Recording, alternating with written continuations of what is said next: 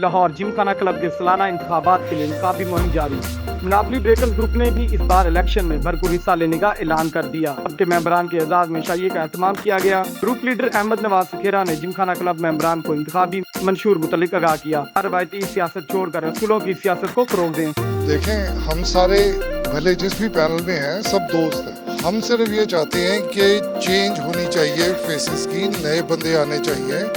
हमारी बहसीत कौम, हम बड़ी यंग कौम है, बड़े प्रोफेशनल पढ़े लिखे बच्चे और बच्चियाँ आ रहे हैं। सो हम चाहते हैं कि एक दफ़ा रवायत को तोड़ें और वही 15-20 दोस्त, हमारे दोस्त हैं सारे, हमारी तरह वो भी कमेटीज़ में रहे कि एक साल आए, कानून बदलें और फ्रेश लोगों को टर्म लिमिट्स लगाएं ताकि नए लोग आ सकें जो कि क्लब को 21वीं सदी के रिक्वायरमेंट्स के मुताबिक आगे लेके चल सकें। कामरान लशारी और फौजिया खान ने कहा, लाहौर जिमखाना क्लब को बावकार और फैमिली क्लब बनाएंगे। स्टेटस को, कल्चर को खत्म करके मेंबरान और इनके अहल खाना को तफरीह की तमाम सहूलियात फराहम की जाएंगी। जी, बस यही है कि हम लोग सब इकट्ठे हुए हैं।